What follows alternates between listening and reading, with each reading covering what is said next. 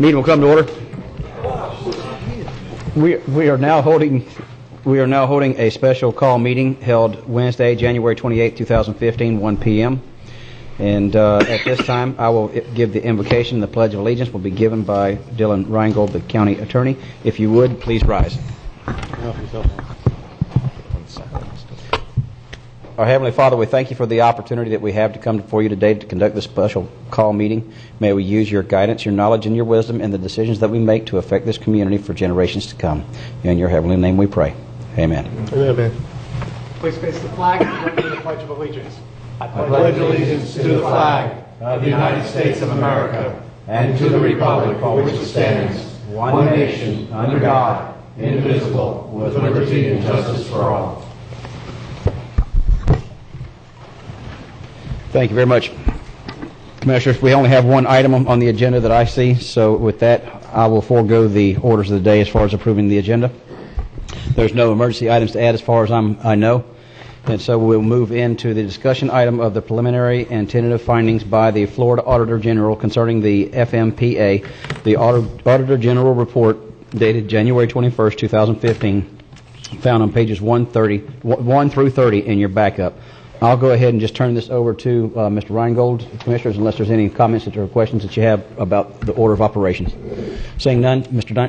Reingold, welcome. Thank you very much. Last year, the legislature approved money to the Auditor General to pay for subject matter experts to prepare an audit, a full audit of the FMPA. Since that time, that audit has been performed, and on January 21st, as the chair said, the Florida Auditor General had released a preliminary and tentative audit findings and recommendations to the FMPA for their comments. The FMPA now has 30 days to provide a written statement concerning these findings, which will include 1 actual or 2 proposed corrective actions. I guess I just would like to start with what is the FMPA. It is a wholesale power governmental agency. It consists of 31 member organizations, 20 of which participate in 1 or more power supply projects, and another 11 or so who participate in other sort of activities such as training. They are governed by a board. It consists of 1 member from each of the member municipalities. There's also an all requirements project, and that is governed by an executive committee. I think the key with this, as identified in the auditor, and I won't call it an audit, but their preliminary tentative findings, is a lack of oversight, which is identified in page 4 of the audit. And I'm going to do a lot of this today, but I'm just going to give you what they said, as opposed to a lot of my commentary on it. And quote, although the FMPA is a governmental entity, many of the laws applicable to local governments, including municipalities, do not apply to the FMPA. Further, unlike investor-owned utilities, IOUs, the FMPA is not subject to any rate-setting authority by the Florida Public Service Commission. So that is the extent of their oversight. And what does that lead to? As the Florida Auditor General noted, insofar as the FMPA must recover all costs of providing power to members through billings, decisions as to the level of spending and the nature of specific activities undertaken, such as hedging, investments, and debt issuance activities by the FMPA have an impact on the amounts charged to FMPA members. So essentially, the FMPA's final decisions get transferred over to the municipalities and the municipalities onto their ratepayers. So what does that... So let's look at some of those financial decisions that have been made by the FMPA. And I want to start with, and I know they sound small, but maybe some of the questionable expenditures as identified in this preliminary and tentative findings. And I think that'll give you a sense of what will lead to later the discussion on some of their larger, poor financial decisions. And please note, some of these issues that I will talk about really only come from October 2012 to June 2014. So 1, the FMPA charged and coded $82,354 to employee activities or awards and recognition. And here's just a couple of those. $12,688 for holiday parties.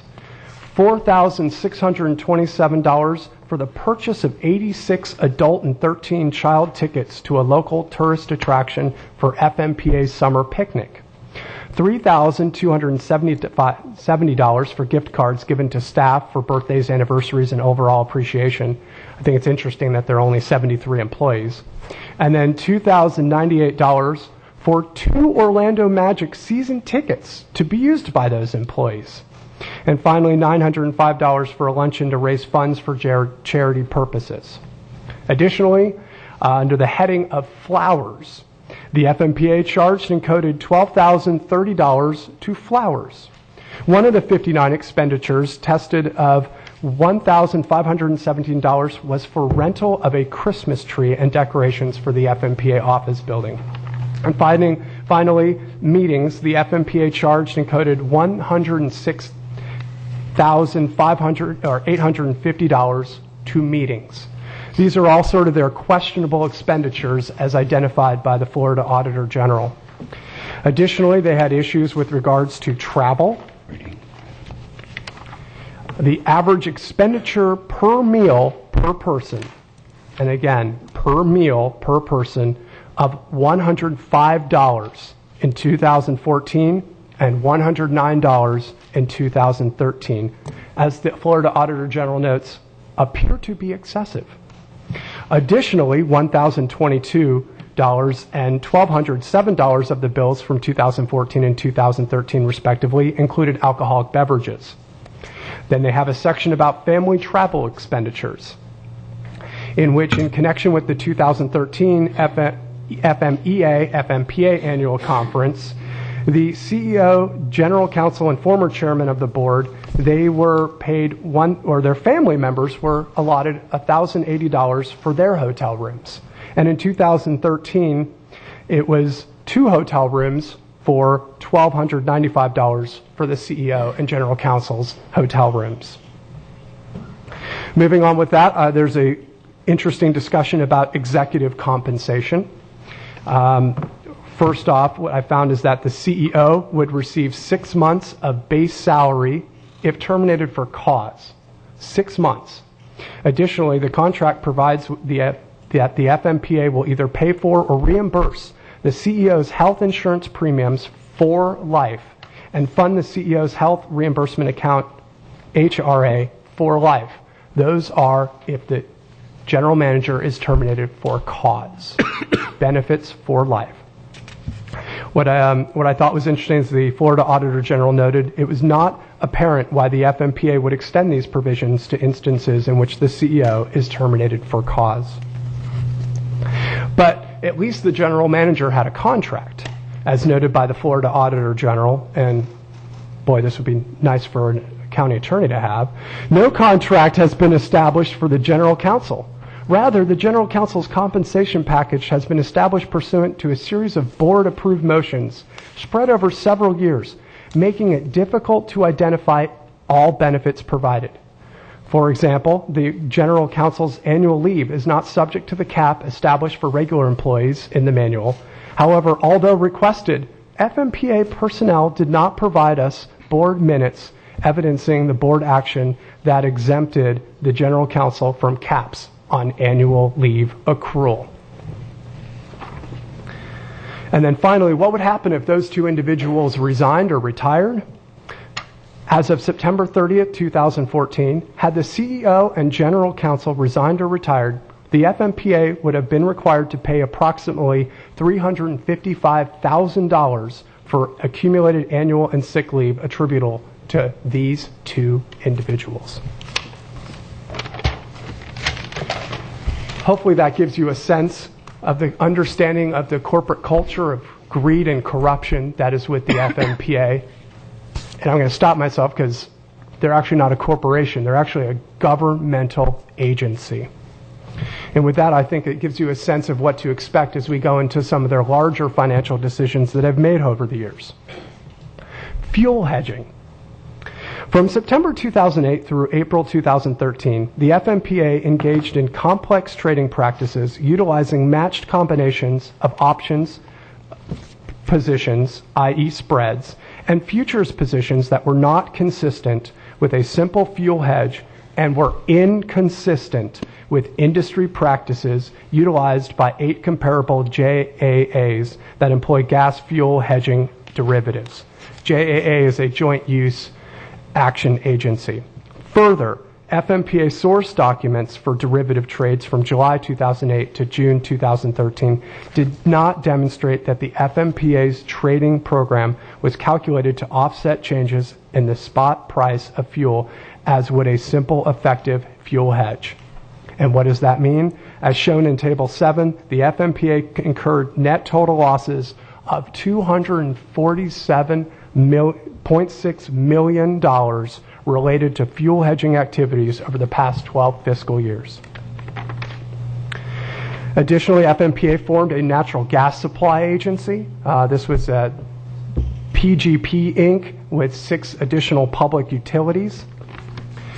The results of the analysis indicate that FMPA's investment in natural gas exploration and production via its participation in PGP was not a common industry practice or common form of fuel hedging, with the most typical forms of such hedging consisting of a combination of long and short-term natural gas purchases, contracted storage, and use of financial hedges. Florida Auditor General goes on to state that our review of the FMPA's overall investment in the PGP as of September 30th, 2014 found that its investment was valued at a deficit of $14.6 million. Finally, interest rate swaps. While issuing variable rate bonds with corresponding pay fixed interest rate swaps is a standard industry practice, none of the 17 JAAs reported an interest rate derivative position absent an underlying bond, and this relates specifically to the Taylor swaps. Entering into an interest rate derivative position absent an accompanying bond issue is more consistent with a bet that prevailing bond interest rates will rise before any accompanying bond may be issued than a hedge against interest rate changes, which represents risk-taking in excess of industry practice. Further, the executive committee minutes discussed above indicated that discussion of exiting the Taylor swaps was focused on avoiding the appearance of a significant realized loss rather than focused on prudent risk tolerance and projections of future changes and the fair value of the swaps. And the number that it correlates to? In the October 2014 Executive Committee meeting, staff presented several options for exiting the Taylor swaps when the value was negative $108 million. You would think that the FMPA would be concerned about such preliminary and tentative findings. But this is the quote I read on the FMPA website from their general manager. I would like to thank the Auditor General staff for their independent and professional work. In the public arena, there has been a lot of misinformation about FMPA. So I hope this report ends that. All FMPA has ever tried to do is faithfully administer the contracts for our members, their customers, and our bondholders.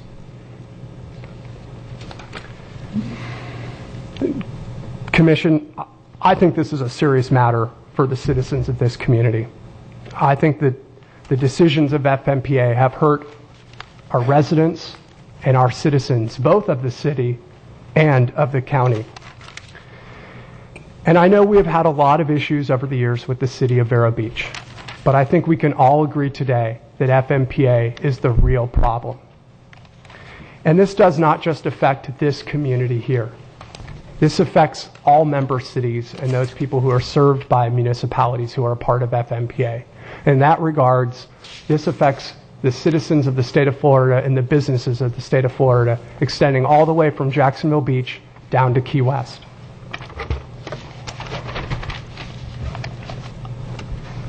It made me realize that we really need to work with the municipalities, especially with the city of Vero Beach and the other counties, in order to fix FMPA. Because right now, as I talked about at the beginning, the Florida Auditor General noted, there's no oversight for the FMPA. And I really believe that right now, based upon what I've read, we need to stop that. So where do we go from here? First off, I'll note at least that the City of Vero Beach is having a special call meeting tomorrow morning at 9:30, and one of their agenda items is to talk about the FMPA audit, or preliminary findings and reports. I welcome that discussion tomorrow by the City of Vero Beach. But for this board, I think we need to start talking about a statewide, comprehensive solution and strategy to this problem. I think there are a number of aspects of that. I think this board needs to call upon the legislature to conduct hearings. I think we need to look to have the PSC have oversight over FMPA. And to that respect, I know Debbie Mayfield has a bill in bill drafting right now that specifically has the FMPA governed by or have oversight by the PSC. I will state this because I truly believe that working with the cities is important. Last year, Debbie Mayfield had presented a bill that would have regulated or brought the cities under the PSC jurisdiction. The bill now just focuses on the FMPA because we realize that is the problem. And so to the cities, I tell you that last year's proposal is not what's being proposed this year. And that leads to my other point, which is I think we do need to reach out to the cities in the city of Vero Beach, from Jacksonville Beach to Key West, and ask them if they will join us in our effort to try to fix the FMPA. And finally, I think we do need to hire some form of organization or firm that will assist us in getting out this statewide message. And with that, I just turn it over to the board for discussion by the members. Thank you very much. Thank you very much, Mr. Reingold, and certainly do appreciate everything that you've done here on this as far as putting this together in a succinct fashion.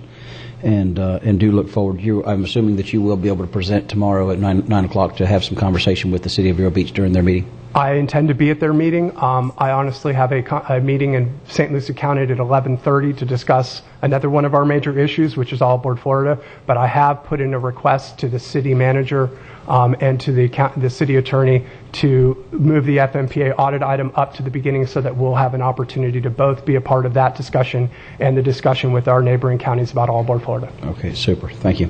I'll start. I see Councilmember Turner in the audience, and I hope that message will be relayed to her colleagues. Thank you, ma'am. Absolutely. We have several people in the audience I'm sure want to speak, but we'll start with the commission. Commissioner Solari, would you like to start? Yeah, that'd be great. First of all, I'd like to thank Dylan for a very good presentation. That was a very good overview of the FMPA report. I'll also note that the report was extremely well summarized in the headline of the Press Journal this past Sunday, where it says FMPA spending is an insult to the taxpayers. I think for one phrase that really captures it well, and I think that Mr. Reisman of the Press Journal did a good job of underscoring what he says is the agency's mismanagement. This type of mismanagement, you'd think you'd have a ready and very quick remedy to. You would have thought that the president or head of the FMPA would have already resigned, but that is one of the problems with shadow bureaucracies. There is no accountability, and they feel they can always just walk away from it, that the issue will go away. I'm only going to mention one of the specifics in the audit, which you didn't mention, because the Press Journal also often brings up all the people in the county who earn over $100,000 a year. Well, if you do the math on this, salary and benefits average for the 73 employees of the FMPA, $131,507. That's not the top employee, which is hundreds of thousands of dollars. That's the average employee of the 73 employees of the FMPA. I find that remarkable. But I'm not surprised about the findings. I just want to make it clear that people need to understand when you have an unaccountable shadow bureaucracy which can operate away from basically the scrutiny of the citizens, this happens all the time. And I frankly believe this is one of the greatest dangers and threats to our representative democracy, and the idea that local decision making is actually made by local elected officials. And until we stand up a lot harder than we have as members of the community to this, I think we're in trouble. So I'm not going to bother making the recommendation or the motion right now, because I'd rather hear my fellow commissioners speak, but I think you'll find that I'll be ready to support the most direct, positive path forward that we can possibly take. Thank you very much, Mr. Chairman. Thank you, Vice Chairman Solari. Commissioner Zort? Yes, thank you, Mr. Chairman. There's a few things that, and Dylan did give a very detailed report. Each month for the last about 18 months, I've been attending the monthly meetings of the FMPA and kind of get a feel of what goes on inside the room. Commissioner Solari had commented on the general manager CEO salary, which is $275,000, which, according to their board, they feel that's a bargain, that they would have to pay 2 to 3 times that much if he was to leave, so they think it's a very good value. But what wasn't mentioned is the retirement package of 30% of his salary, or $82,000 a year, and he's very close to approaching the $1 million in retirement benefits during his tenure at FMPA. That's pretty good. I mean, that's compared to a traditional county employee or other government employee, state or county, that gets about 7% or less of their annual salary into retirement. He's getting 30%. There was some issues on vehicle allowance where you got a vehicle allowance, then also got full cost of operating the vehicle. You can't have it both ways. One of the more concerning ones, when you asked maybe why hasn't he stepped down or left, is because during the year 2014, up through where I stopped counting, which was October, he wasn't at work 71 days of the year. He receives 50 days of vacation, 12 days of sick, 9 federal days. That's 71. But I only have his printout of what they provided to me that only goes through the month portion of October 24th. I don't have November and December. So I don't know how many additional days he missed. So you're looking at 30% of the work days. He's, according to what they provided to us, he's not there. He's not there to see what's going on. What I think is more concerning, when the auditor team was embedded fully in the FMPA office in August and September, August he never came to work one day. It shows he's either on vacation or sick, alternating back and forth the entire month of August. And the month of September, he worked 12 of 22 days. So, that to me is off the charts, over the top, however else you can describe that. And again, the people in the room think he is doing a wonderful job of turning the FMPA around. And he's been there, I think, since, I don't want to quote the year because somebody might correct me if I'm off by a year or two. All these other information is from information provided by FMPA or answered by FMEA, but they're separate, but I get answers from different groups. Also, one mention on the meal reimbursement. Joe, what is our policy here at the county for meal reimbursement?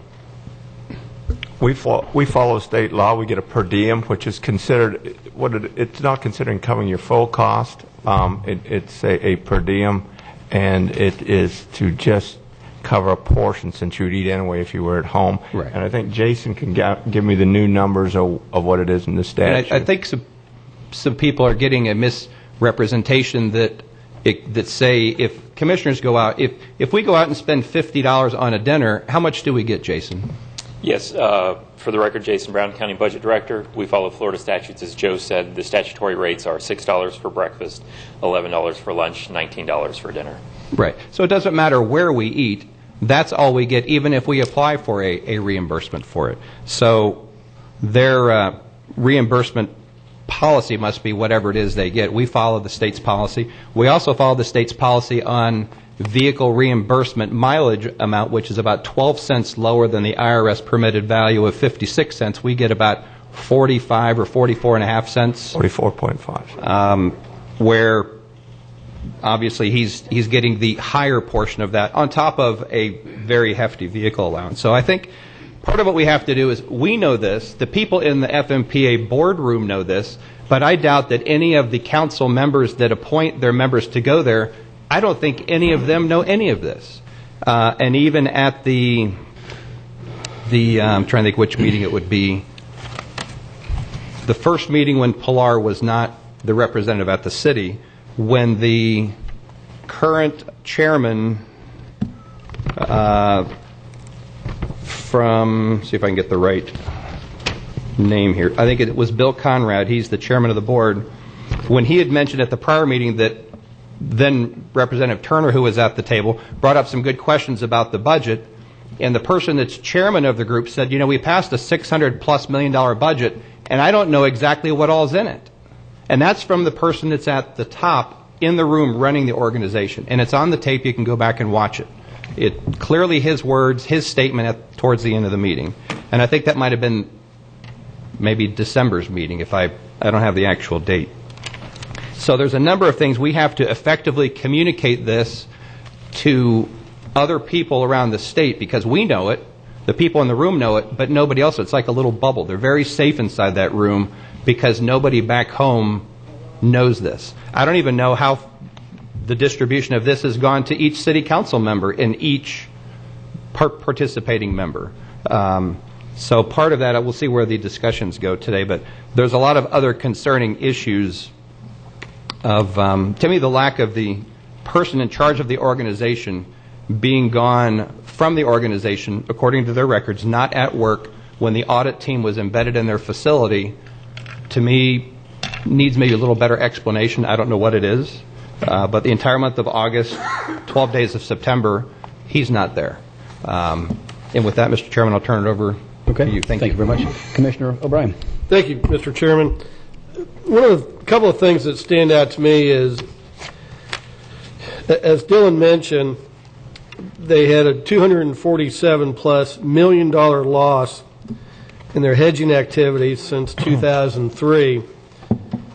They lost money the last 6 years in a row and 7 of the last 8.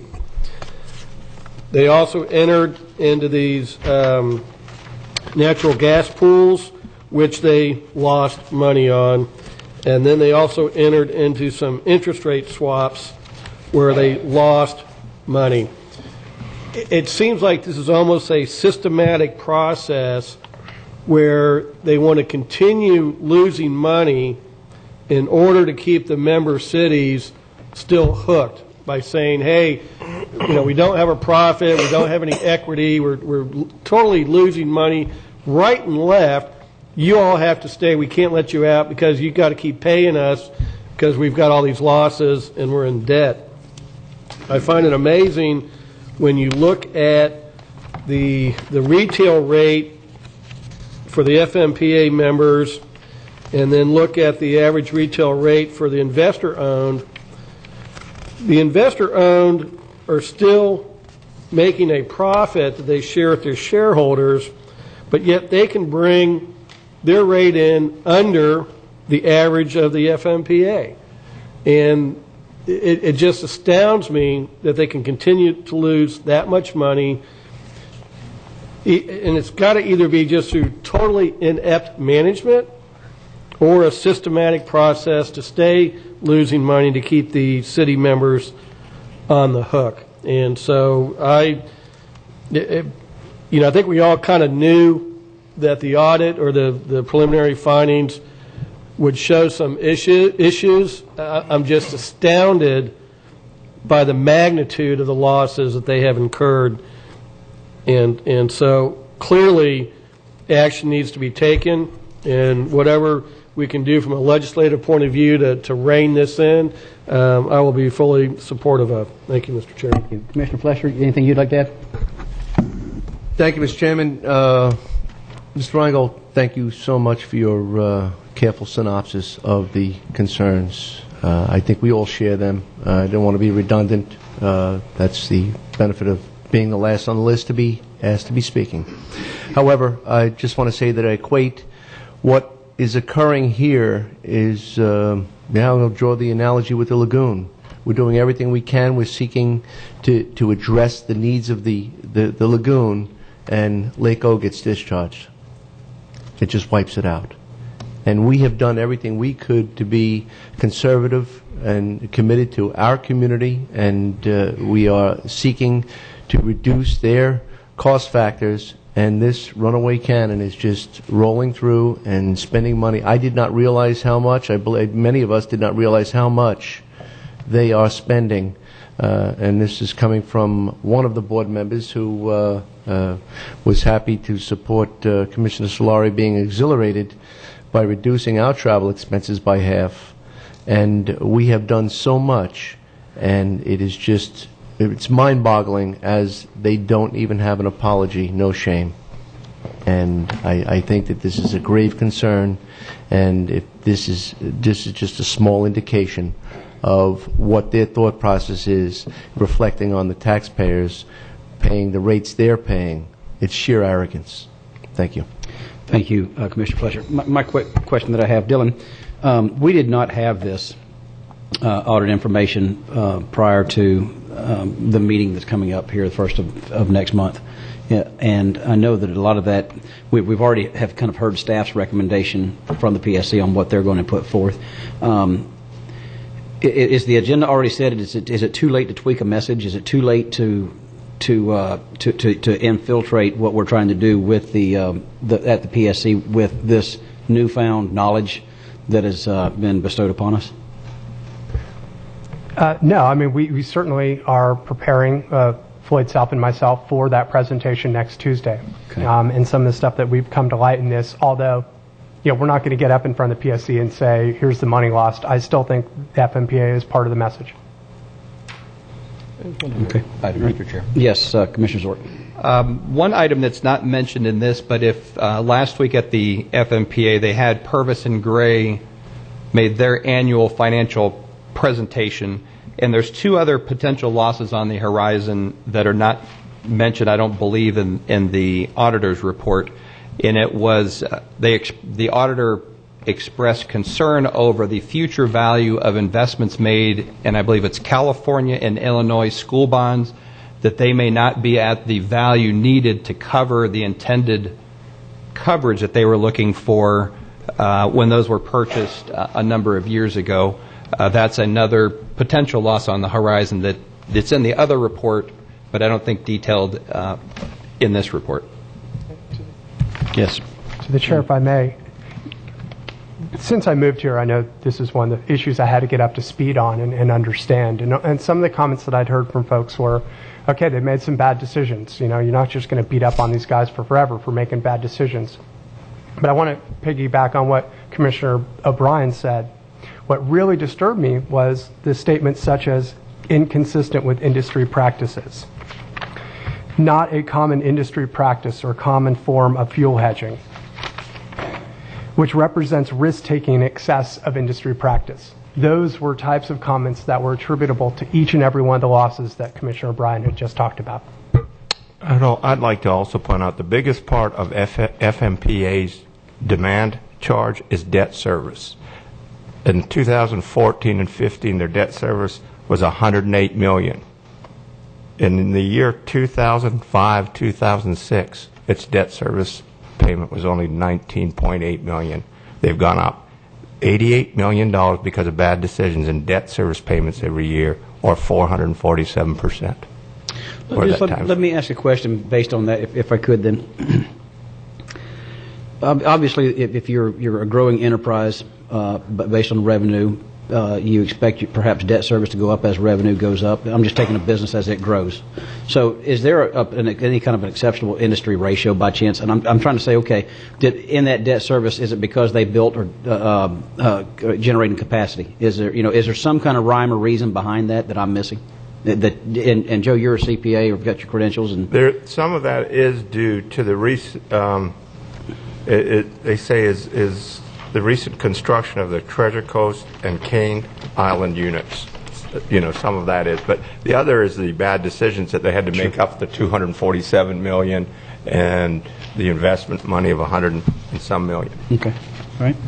Commissioners, any further comments? I have one that Jason or maybe somebody else could answer. Go ahead, Commissioner Short. On the Taylor swaps, and I know how swaps work, but when a facility is built, since the Taylor project was not built, how do you incur long-term debt in the magnitude of this when you hedged for something to be built that was never built, and you're still on the hook for it?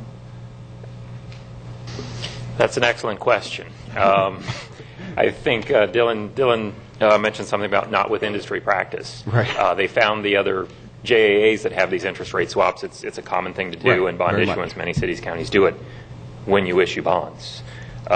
when you decide not to issue the bonds, when they decided not to build the plant, I can't understand why you would go ahead and enter into the interest rate swaps. It makes no sense, other than you're going to bet on interest rates going up, which was really completely the wrong call if that's what they were doing. I don't know what they were doing. The amount of the loss to me is significant too. So we're talking about $450 million of swaps that their negative value is $108 million. So that's $1 for every $4 that you were going to borrow that you've lost. So it's a tremendously strange and hard to understand decision. Can I dare ask this question then? Not knowing personally anybody on the PSC, but they're fixing to really address this issue. And of course, we've already, and everybody in this room knows how this works. You basically, staff will have a recommendation, and then a decision will be made by the board based on staff recommendation, for, against, modified, or whatever. Is there people on the PSC that is going to understand what this means to this community? And I'm not being disparaging here. I mean, I'm just trying to. I mean, this is some complex stuff that, long and short of it, we're asking for oversight. And if they don't understand where they ran out of bounds, then why are we even asking them for oversight? Well, there are two separate questions. I think what our petition is about and the city's petition about is on the issue of the franchise agreement and the relationship with the territorial agreement. Yeah. It's a little bit different than the question of the audit. But however, your comment is essentially on how would they understand the relationship between, what Jason just said. I mean, the $4, yeah. I mean, it hurts, makes my brain hurt, but yet I see it for this community in the bottom line of what they're paying for electricity, so I can feel it. I don't have to think it. Going forward, the PSC does have several powers, and they supervise the rates and services. They review all these types of financial decisions that come out of companies that are regulated by them, the IOUs. And so I think these are the types of things they would understand. It's not the actual subject matter of what the discussions are on the petitions on Tuesday next week. Yeah. But I certainly think it's something that if they had PSC jurisdiction over, these would be types of decisions that they'd be keeping an eye on. I'd like to also point out, I didn't answer the question quite right about the debt service. The demand they're selling actually went down from 2006 to present. It was 2008 and 2009. They billed a demand of it's 13,919. It's down to 11,455. So they're selling less, and their debt service is up 400%. So that's a huge discrepancy. You would expect it to trend in the same direction, perhaps. I mean, that wouldn't be nearly as alarming, I would assume. Mr. Yes, Chairman, Commissioner Solari. I think the county attorney actually answered part of your question in what his recommendation is. I think this report shows exactly why public hearings in Tallahassee are warranted. Yeah. And I think this document would be hopefully received by the 31 communities that are part of the FUMPA organization who get electricity from the Oral Requirements Project and the rest of it, why they would want to and welcome hearings for this. And I think that it shows the need to go forward and hire some support and help in order to get the word out throughout the state of Florida. This is exactly what's necessary. And I do find it curious why it seems to be Indian River County takes the lead in these type of things.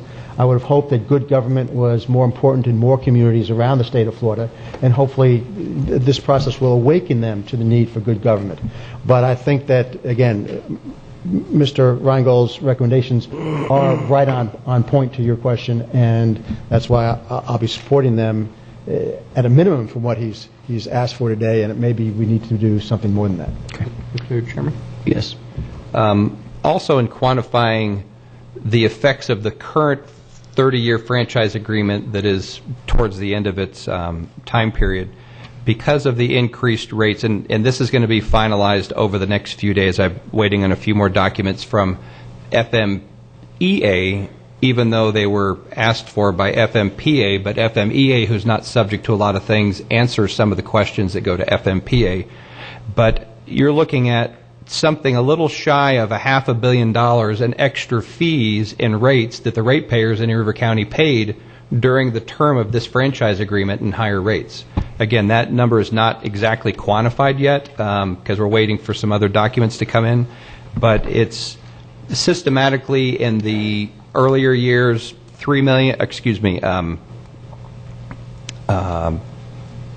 the rate spread historically over time. Getting some of the 1980s and early 1990s data was not available on the FMEA site, and they're working to get those for me. And we do have, and the city is not, I think the city sees where FMPA and I think EA is the problem, but we still have had probably over the life of the current franchise agreement about $100 million roughly transferred to the city's general fund, anywhere from in the low $6 million-ish to $3 million put into the general fund from the ratepayers. So the reason we would like our territory out is because it's a bad deal for the ratepayers. Thank you. So you're saying that the ratepayers get sort of, can't quite use that word, get raped on multiple levels. First, FMPA screws us, I'll use the word screws us, and then the city screws us. Well, if I'm understanding what you're saying. Right. It is the difference in the rates that flow through from the losses from FMPA. Yeah, but when you take that 6%, the 6% that they take is that much greater because FMPA is that much worse. Well, it gets multiplied. Yeah, I know. It's incredible. Okay. Any other comments at this time, Commissioner? I'm just not sure. I clearly understand Commissioner Flores' position. I'll be happy if he would elaborate. Yeah, exactly. Yeah, if there's no further discussion between the board, that's obviously we have several members of the public here that would like to address this issue. And so if you would, please come forward. We've got two podiums here. Come up, give your name and address for the record. Dr. Faraday, please come up, and we'll have be hitting on all cylinders here. Welcome. Thank you very much for coming down. Thank you very much for having me. My name is John McCord. I live in Indian River County in the town of Indian River Shores. I'm here today on behalf of myself as a citizen, a taxpayer, and a ratepayer of the City of Vero Beach electric system. I'm representing no one but myself, and the statements that I'm about to make are mine and mine alone. Commissioners, I have spent the last weekend reading and rereading the Auditor General's audit findings about FMPA's operations. I'm disgusted, and the more I think about it, the more disgusted I become. I know that my friends and neighbors throughout the county are disgusted as well, and I would expect that you, as the county government and the City of Vero Beach, share my disgust. I'm disgusted because the audit indicates that over the last 12 years, FMPA has lost over $247 million through bogus hedging activities that the auditor noted were inconsistent with industry practice. Folks, that's a loss of almost $250 million. I spent over 20 years of my business career using financial and energy hedges, and I can attest to the auditor's concerns. FMPA's hedging practices are inexcusable. To add insult to injury, the audit indicates that FMPA entered into a series of bogus interest rate swaps totaling $700 million for a coal-fired power plant that was never built. The audit notes that FMPA's swap agreements represent risk-taking, quote-unquote, in excess of industry practice. That's an understatement for the ages. Think about it. FMPA obligated its members and their ratepayers, us, to the swaps before the plant was even permitted. And for the record, those swaps, as you pointed out, are currently underwater to the tune of a negative $109 million. If a regulated utility did something that stupid and tried to have its customers pay for it, the regulated utility would be run out of town on a rail. Just looking at FMPA's imprudent hedging and interest rate swaps shows that FMPA has losses in excess of $350 million. No wonder the FMPA fought so hard to keep this audit from happening. Do you know who ultimately pays for those losses? You and I do, as ratepayers. The losses are initially pushed down to the municipal utilities like Vero that belong to the FMPA. But those utilities pass those costs on to ratepayers. So you and I, as utility customers, are paying for FMPA's bogus, risky, and costly hedging practices. In light of these practices, it comes as no surprise that the auditors found that FMPA's wholesale power costs were almost 22% higher than Florida's regulated utilities. This goes to the heart of the disputes between the county, town, and city. FMPA's bad business practices caused the rate issues we're dealing with, and now they want to hold us all hostages to rates that are high because of their negligence. Does FMPA care that its costs are so high? Why should it? The audit notes that FMPA is an unelected, unregulated government monopoly. The audit goes on to reveal a culture of FMPA management abuses, good old boy procurement practices, exorbitant post-retirement benefits, lavish entertainment budgets, and an overall disregard for the customer. Ladies and gentlemen, those are all traits to be expected of an unregulated monopoly. That's why I'm so disgusted today. Now, what should we do about it? I'm going to propose something novel. Actually, it's not that novel after hearing Attorney Reingold. Why don't the city and county and every other municipal utility customer in Florida join together in saying enough is enough? Got a half page to go. Let us go to our respective legislative delegations and the governor and demand legislative changes that will stop the monopoly abuses of FMPA once and for all. Let's pass legislation that will put FMPA under the regulation of the PSC. As I mentioned, if an investor-owned utility were to come before the PSC asking for a rate increase to cover the losses that FMPA has incurred, it would be run out of town. I'd also hope that the city would march over to FMPA and make it clear that FMPA has breached its fiduciary duty to the city, demand that its contracts be annulled, and seek damages on behalf of its customers. Every city has been harmed by FMPA's appalling business practices should do the same. The city should insist that FMPA gets serious about allowing the city to sell its system to FP&L. City leaders agree that the sale is in the best interest of the citizens and of all ratepayers they serve, but they are being held hostage by an unregulated monopoly that refuses to negotiate. Commissioners, I'll sit down now, but this audit should be a wake-up call not only to those who manage FMPA, but also to every utility ratepayer whose rates have been affected by FMPA's mismanagement. Let's just not sit back and complain. Let's make a change and make a difference. I really appreciate the opportunity to talk today and to say something. I would be more than happy to give a copy of my statement if you thought it was appropriate for the record. Yes, please give it to. Thank you. Is that Terry? Thank you very much. Terry? Thank you. Okay. Thank you. Yes, thank you, Mr. McCord, for your time coming down and your passion. Chairman, if I may, Mr. Cord struck a thought on me, and we're talking about the proposed bill to put them under the PSC, and that'll deal with the things like, they can't raise a rate, in an interest rate swap, things like that. But a lot of the other issues, the exorbitant benefits and pay and stuff, because the opening statement, again, says that many of the laws applicable to local governments, including municipalities, do not apply to the FMPA. So could we also, as well as trying to get some legislation to move them under the PSC for the rate regulation, is there legislation we could look to pull them under the other laws we follow, like the per diem and all those things? Or the Sunshine Law. Or the Sunshine Law. Or any of these other government laws that we have to proceed under and the cities do, can we not make FMPA follow those same rules? I will be happy to research that issue and add that if we can. I will at least say this as to your question about their compensation and their activities.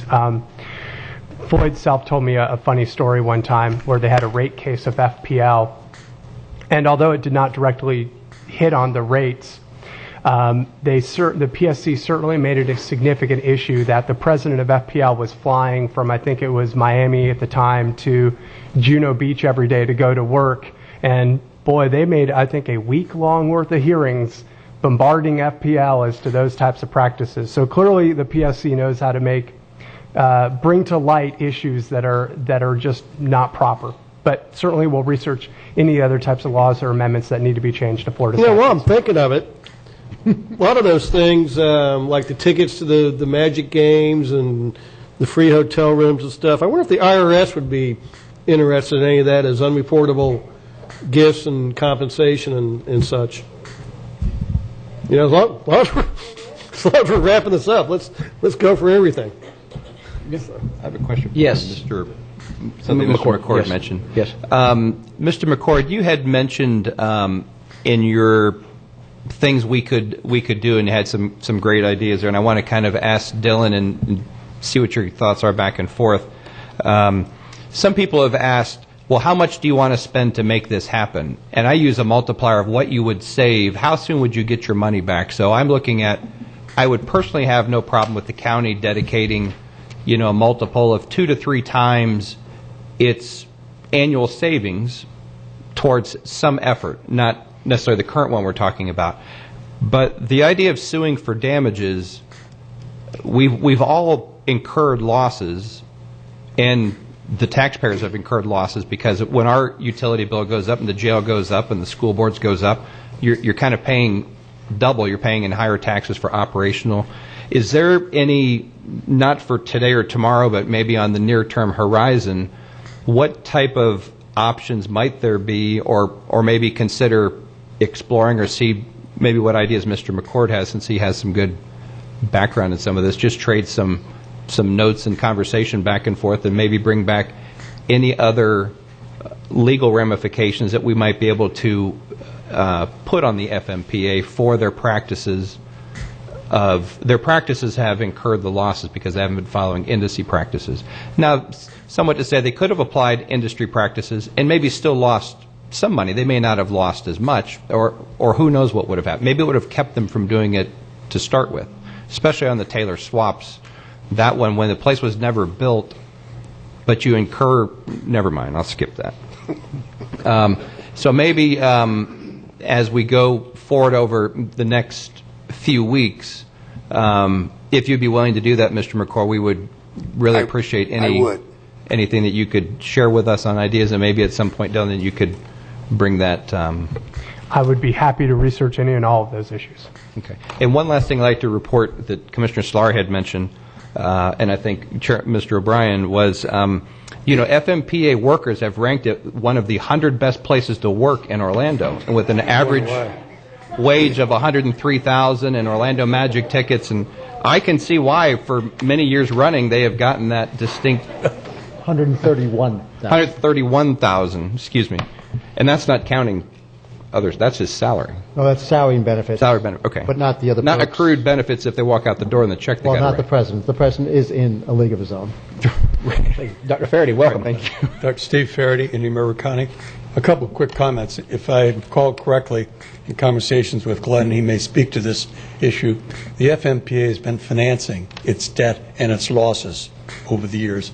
That's why on particular projects, the cost of debt has increased 2 and 3 times fold over what was initially done on the projects. I would like to make some comments now.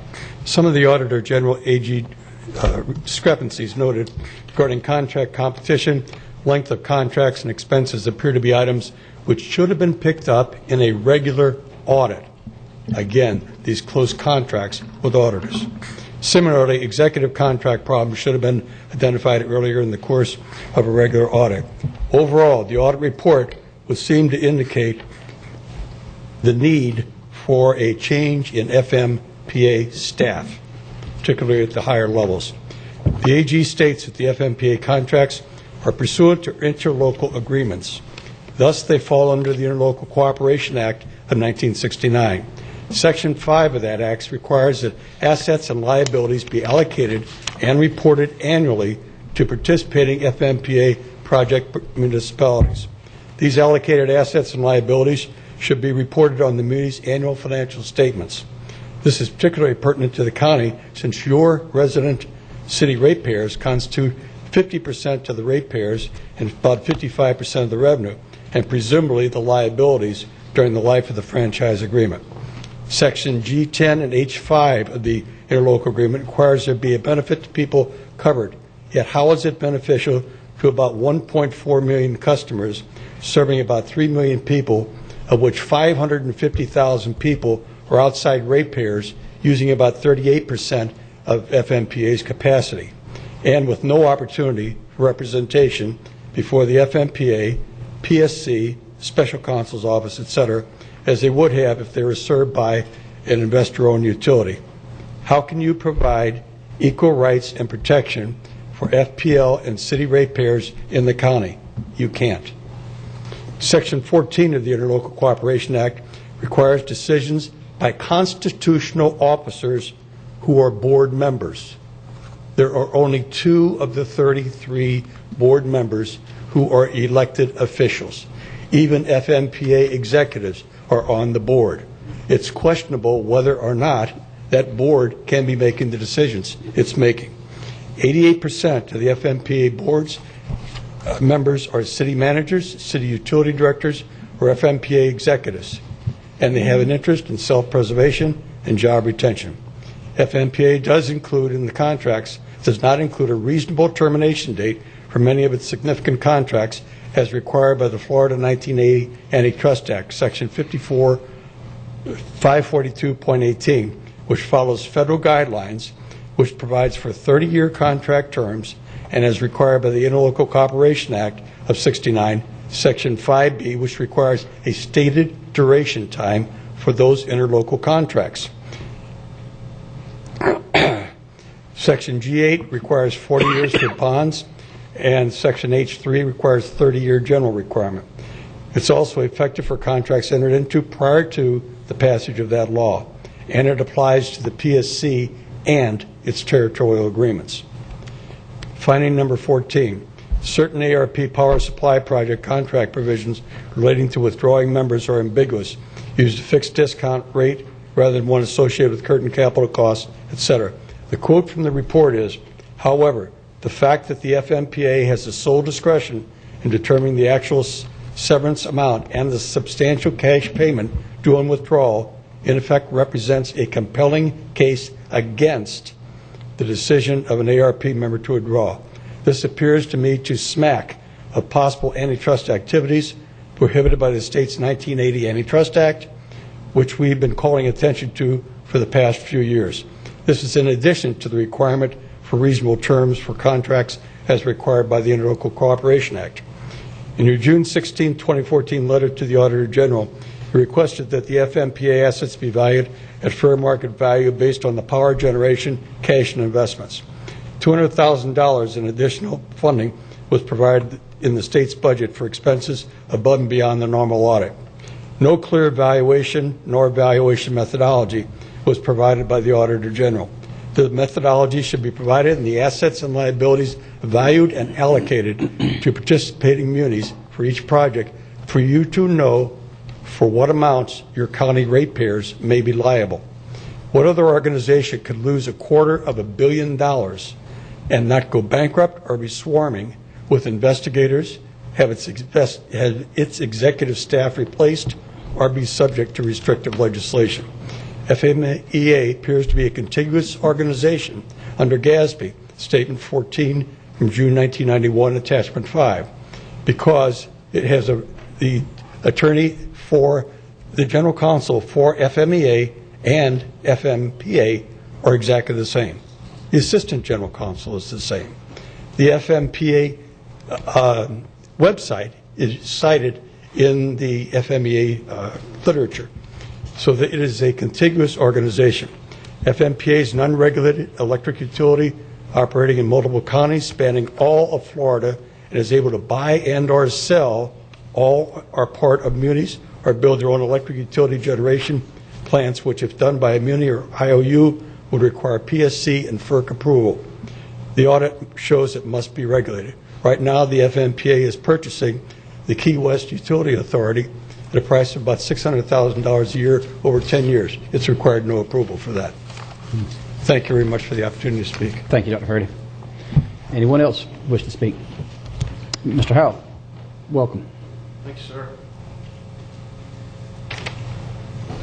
For the record, I'm Harry Howell, live at 765 Broadway Street in Vero Beach. I want to thank you, gentlemen, for doing what you've done. I think you've picked apart what little information we have and asked all the right questions. Commissioner O'Brien, you mentioned that we are being held on the hook. As long as there's debt, we're on the hook. And these contracts may never end. I think that's accurate. Commissioner Davis, I hope you're incorrect. I hope somebody on the PSC knows what we're dealing with here and that they can approach it accordingly. It's the only way any meeting with them is going to work. Mr. Reingold,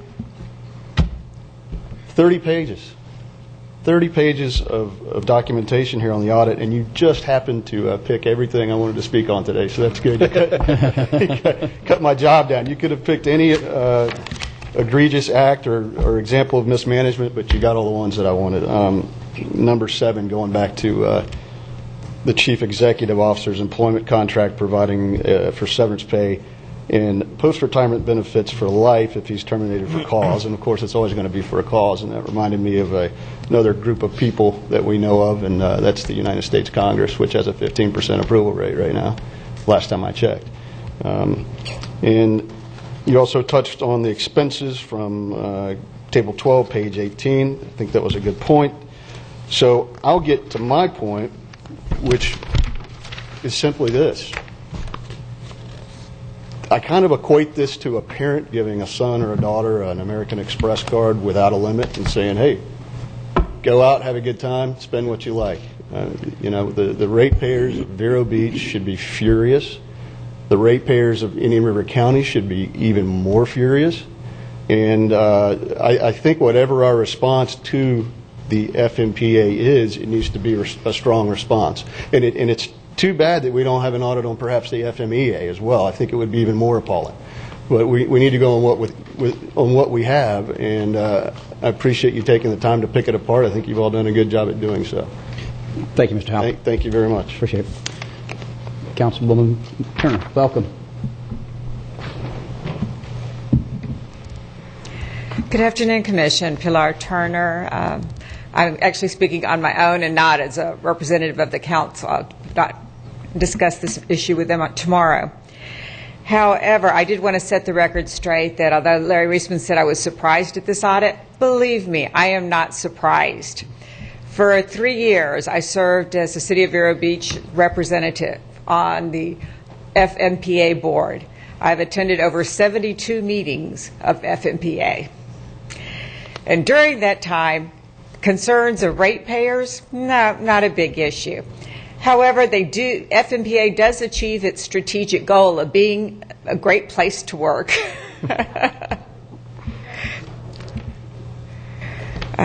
The interest rate swaps, actually the Taylor one is even worse than the numbers you're throwing around because they were able to liquidate about 120,000 of that. So, what they're looking at this current loss is for a smaller base. So dollar for dollar, it was worse.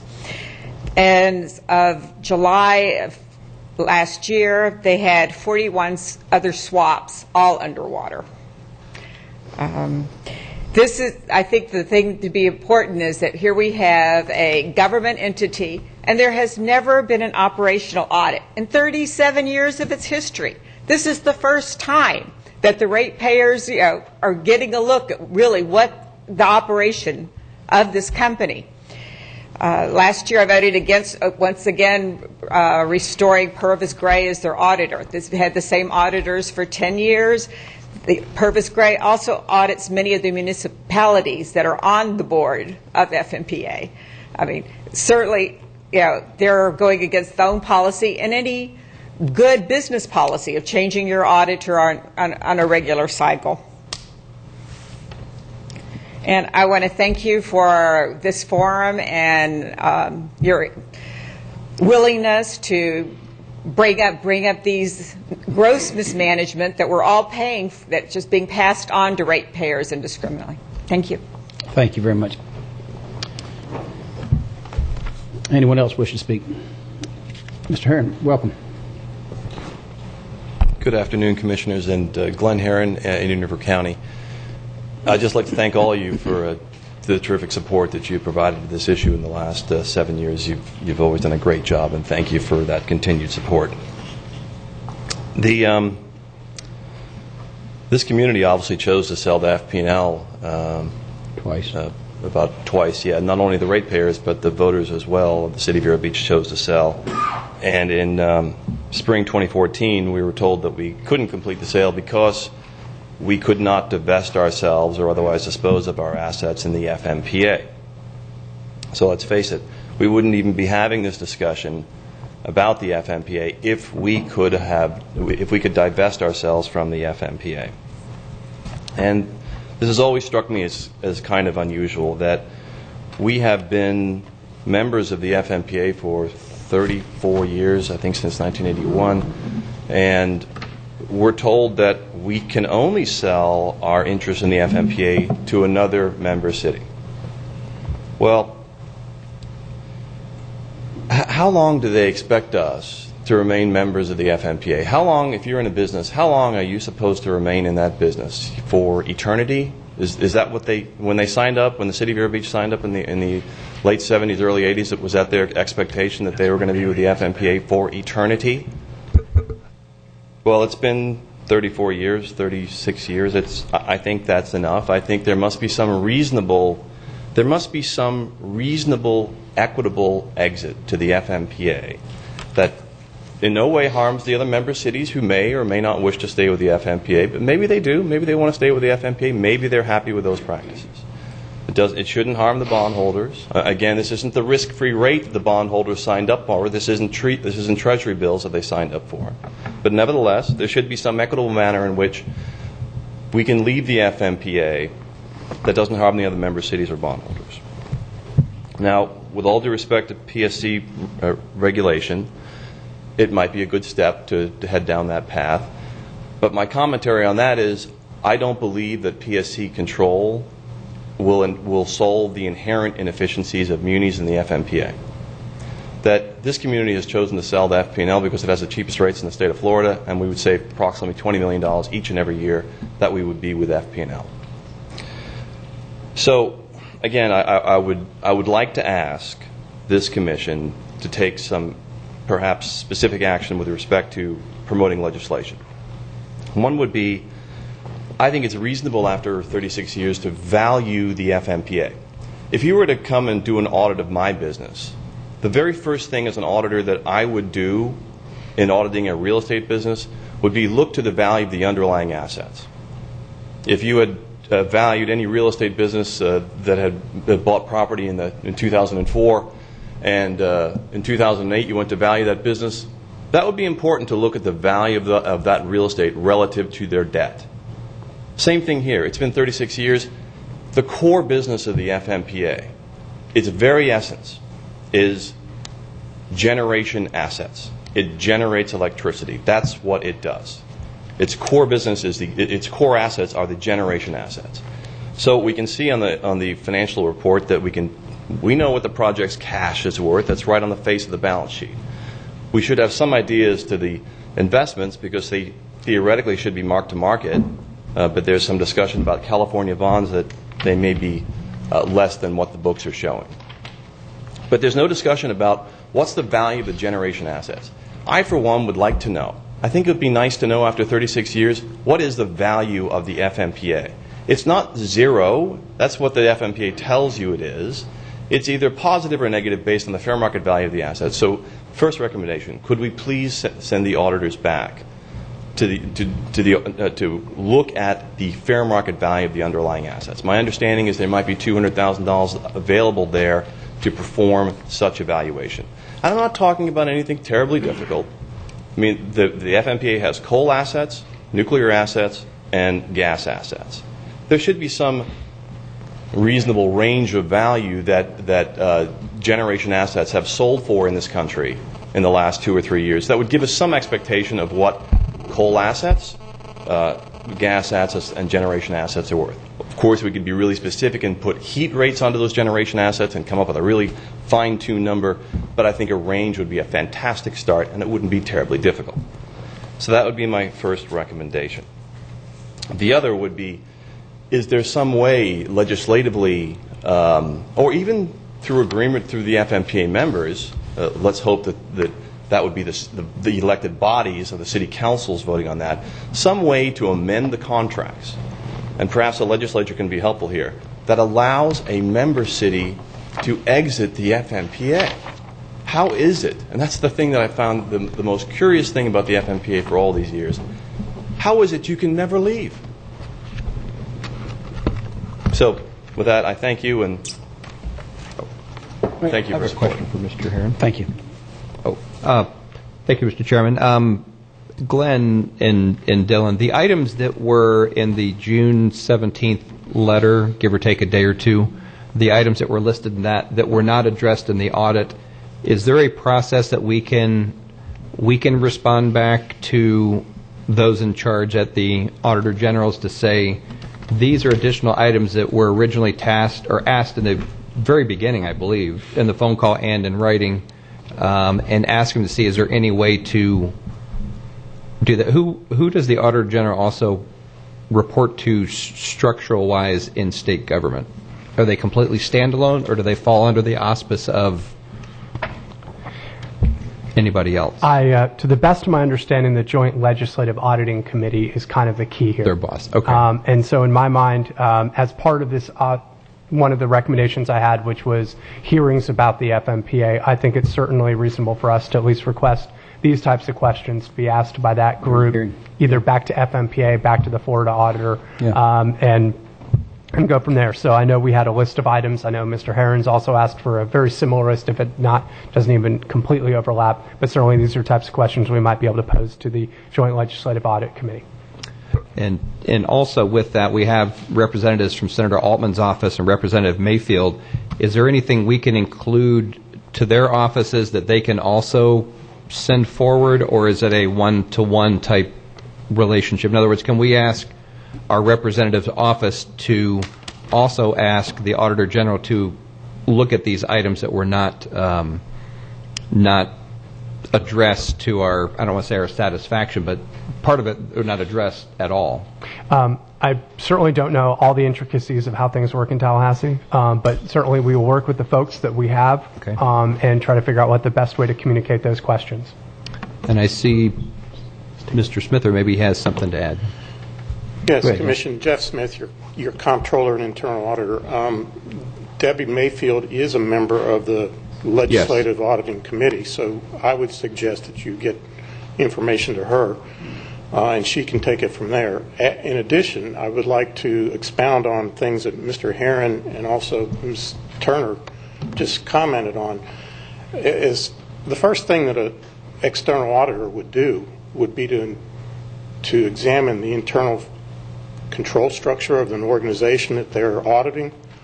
So I'd like to see what Purvis Gray, who is a impeccably renowned CPA firm, had to say about the internal control structure of FMPA, because for them to violate their own investment policy, which, by the way, happened with the SBA back in 2007 and caused the big problems because they violated their own investment policy, to violate their travel policy, to violate the composition of the board, these things should have been addressed if in the audit from Purvis Gray. So I would recommend that you look at that as well and include that in anything that Dylan does take to the PSC. Okay. Also, one thing, Mr. Chairman, earlier this month when I was in Tallahassee, I did have a good visit with CFO Atwater and also Agriculture Secretary Putnam, bringing them both up to speed on this issue. One, for some of you who don't know, CFO Atwater used to be a Vero Beach resident.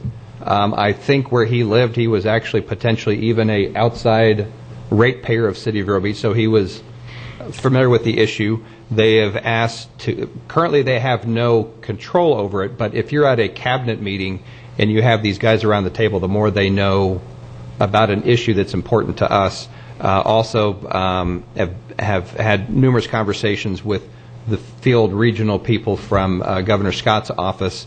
They're very have been since this, over 2 years probably. They've been very up to speed on this. So the more the problem with this audit keeps being brought up in different places, it's something that can't hurt the issue. If anything, it can just be helpful. I don't know exactly where the pegs will fall, but the more that know, the better. Thank you. Mr. Tonkel, welcome. Name and address for the record. Thanks very much. J. Rock Tonkel, a member of the resident of the county. I just want to think out loud here a second after hearing this presentation. First of all, certainly it was well done. Make many valid points. But what I'm fearful of is that due process will rule the day. And ultimately, a lot is going to get swept under the rug, and there are going to be explanations offered. And I'm not so sure it's going to be sufficiently damaging to the organization for them to really make any serious changes in either their management or their organization to ensure compliance with what we're seeking. As a county resident, I continue to simply get to seeking a final solution, sale of utility, reduced rates, and equity for the county residents who have been paying, obviously, an unfair share and burden for many, many years. And that's why I think Mr. Herron's comment, I'm not talking to him about it specifically, but somehow we need to extract ourselves from MPA. And beyond that, convince the city that it's wise to sell. And I don't want us to simply get lost, have us lose sight of what the final goal here is. And while these points are valid and important and their conduct is outlandish, I think we need to go way beyond that in terms of thinking about what the final goal and what the final solution is. And I don't have that. I think there are minds and people in this community who simply can put us on the right pathway to do that. And certainly many of them are sitting in this room and have the experiences to bring that about. But I think there's going to have to ultimately be a judicial or legislative solution to bring about the kinds of changes and accountability we're looking for. And I hope you'll continue to pursue that very aggressively. I know the county residents will support you. Thank you, Ross. Yes, come on up. Welcome, Mark. Name and address for the record. Mark Mucher, 617 Indian Lilac Road in the city. I had some expectations that Glenn would talk about the fact that the audit did not talk about FMPA's equity or lack thereof, and Tim Zork beat me to the gun of requesting that somehow we go back from our side and ask that some of these things that drop through the cracks in the audit be readdressed. It appears plain that FMPA has a period of time to respond, but I would think that the other side, or at least the legislature, through Representative Mayfield, would be able to go back to the auditors as well and make those kind of comments. He mentioned that there's no equity or there's no value to the organization in the addressed in the audit. I think we can go a little further and say that we've been paying in, investing, and paying debt in FMPA for almost 40 years now, and that our net value or our equity in our FMPA investments is close to minus $100 million. And that's something that the auditors did not address at all. And I think another big area, and it was mentioned today, is that FMEA and its practices might well come under this audit, as I'm not sure exactly how it's structured, but in effect, it's a subsidiary of FMPA. So if you'd consider those things, I'd appreciate it. Thank you. Thank you, Mark. Mr. Stump. Thank you, fellow commissioners. I finally heard the word that I've been waiting for. Daniel, we know you, but go ahead for the record, give your name and address. I'm sorry. That's I'm all Dan right. Stump, a resident of the city of Vero Beach. And listening to Rock, finally heard the word that I've been waiting for. I share the frustrations of everybody who's been up here speaking, especially the fine work that Pilar Turner has done, going in front of FMPA and listening to them. And I just feel that they don't give serious thought to the representation of the city of Vero Beach on their committee, the FMPA. But Rock touched upon something here. Among all the possible solutions that are being offered, and most of it is going in front of the state legislature. But I don't think legislative acts are going to get the city of Vero Beach ratepayers and the out-county ratepayers customers of FP&L. Let's quit kidding ourselves. That's what we want to become. We want to be FP&L customers to get the lowest rates. State legislation isn't going to do that. That's fine for maybe correcting the practices of FMPA in the future, but it's not going to give us our damages now. Brock mentioned a judicial action, and that's where I think we have to head. When our representative from the city of Vero Beach goes up to Orlando, like Ms. Turner did for all these years, and they're prepared and they're serious, and they give the presentation, and then they listen to what the representatives of FMPA say in response, we don't have any assurance that FMPA is taking us serious. We have this report that indicates they don't. They go about their own ways. They're not accountable. But if you sue them, and you've got grounds under this report, and you bring them under the jurisdiction of circuit court, they can't tap dance anymore. They've got to file a reply and face the music like we do. So I've been wrong before on legal principles, and this wouldn't be the first time. But if you don't see it that way, your county attorney, whoever is going to represent you in your proposed future litigation, which I see coming down the road from what I'm hearing, I'd like to know why an action against FMPA in circuit court is not feasible. In writing, you'll give us some kind of a presentation. I would like to know why, because I think it's very feasible. The city of Vero Beach is not going to do it. I broached that idea with some of their officials, and I get the response, we can't sue FMPA because we're in FMPA, which is a ridiculous comment. That's like telling a partner of a good partnership, you can't sue the partnership because you're a partner in the partnership. That doesn't make any sense. I can tell you right now, if you get an opportunity to come to their meeting tomorrow at 9:30, do so, and listen to the reaction that city council is going to give in response to this report, compare it to yours.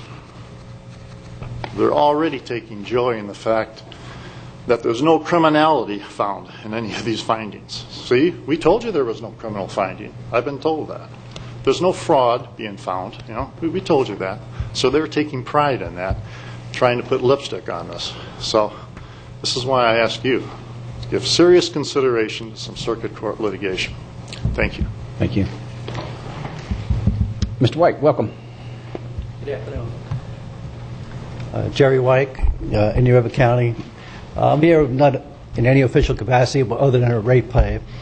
I do have a question. Do we have any information of how much they spend on lobbyists in Tallahassee from the FMPA and who their lobbyist firm is? Because I understand it's quite strong. Barry Moline, do you mean? Pardon me? Barry Moline, that wears the FMEA hat, I believe, is in some, I don't have a copy of a relationship agreement, but and how much do he's they at the spend top of, in lobbyists? That's the important thing. I don't. Because obviously you're going to be fighting in Tallahassee and up against lobbyists because they've getting along all this while with these outrageous expenditures and with no oversight. So they must be doing something up there. Do you have any idea, Dylan? I don't know. I certainly don't know how much they spend on their lobbyists. It's not in the audit report. You would think that would be. But we are aware of who some of their lobbying folks are, and we are considering that as in part of our proposal to our board as part of our statewide campaign to try to solve this problem. All right, that's all I. Yes, there's a state website. You can look up who the lobbyists lobby for. Yeah, I mean these kind of actions, the FMPA is basically what gives government a bad name, and it's got to be straightened out. It's absolutely ridiculous. Thank you. Thank you, Jerry. Anybody else wish to speak? Commissioner, again, welcome. Thank you. I've been sitting so long. Thank you. And I would like to give a little history lesson. First of all, the FMPA came about through legislation, and you need to look that up because it gave them the power to do everything they've done. I don't think it gave them the power to do swaps, all these other derivatives. And I have spoken about the FMPA and brought out their shortcomings over the past 6 years, only to fall on deaf ears. I can tell you when they first formed, it was a self-help organization.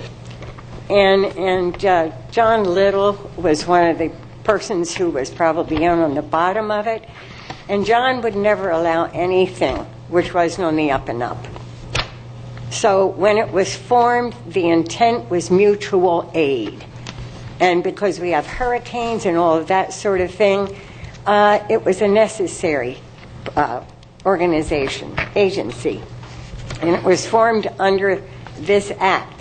Get a copy and read this. It'll blow you away.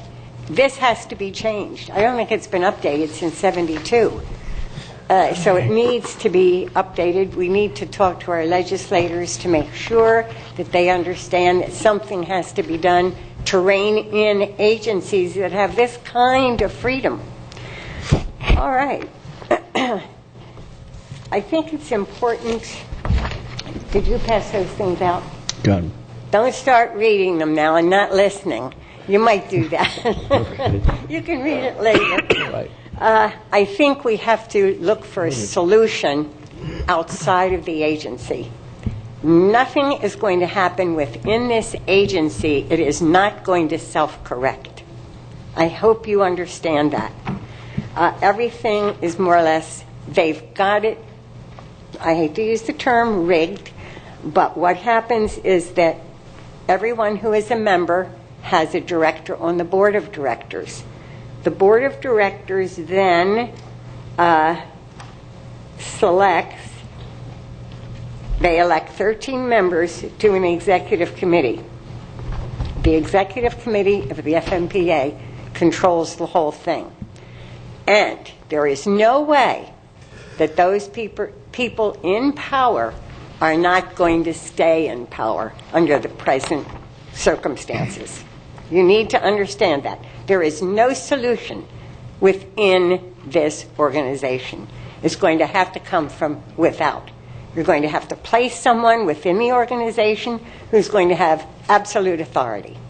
And I don't know how that's going to happen. I'm sure there are people who can do that and withstand that kind of pressure.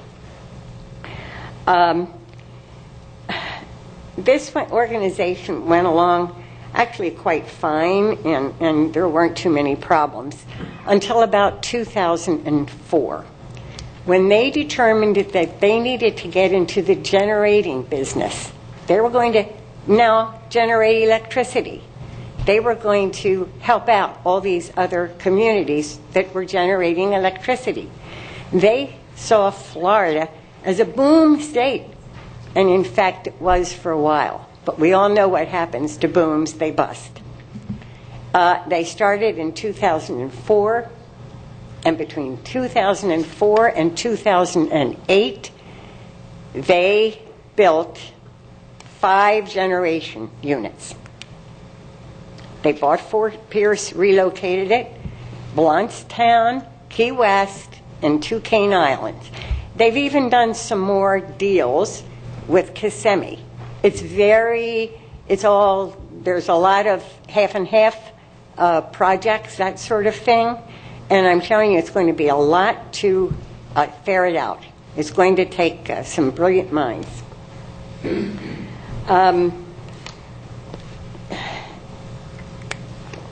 problem is that if you look on your paper there, the third page, Yeah, you told us not to look at it. Yeah. You told us not to look at it. And I was Now I'm giving you permission. Okay. I'm making sure. I didn't want to get in trouble here. I didn't want you to be reading it while I was talking. Okay. You will see that they're long-term debt. And one day in 2008, I don't know, something just told me, go look up FMPA. And I could still get everything on the Internet. You can't do that anymore. I could even get the management letters at the end of audits and that sort of thing. That's how I got involved and began to understand the depth of the problem with FMPA. Back in 2006, their total debt was $954 million. Folks, you know who is paying the interest on that debt? We have been. All the members, not just the city of Vero Beach and those who have all of the electric from FMPA, from all the municipalities that are involved in this, but the average citizen.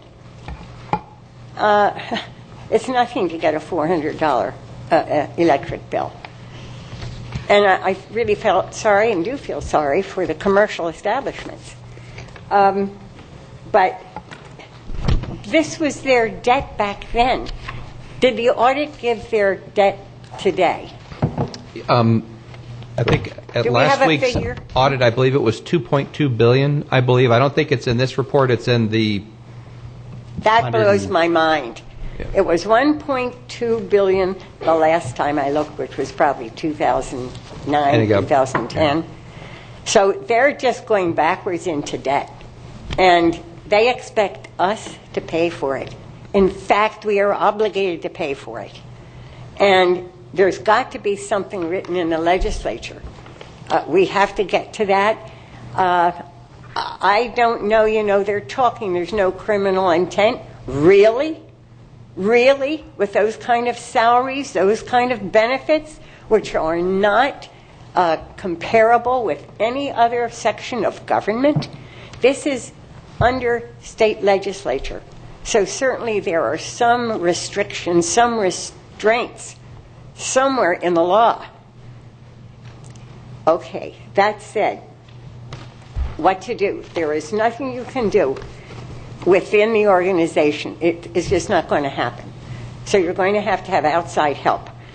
You can't get it cheaply. I don't want anybody who's cheap. I want somebody who's good, who's going to be a fighter. Now, here, look, we are one community. Please, let's not have fights over this or that or the other thing. We need to stand united. The county, the city of Vero Beach, Indian River Shores. Let's put aside these little differences right now. We've got to address this problem. This is the nut of the problem. This is the smoking gun.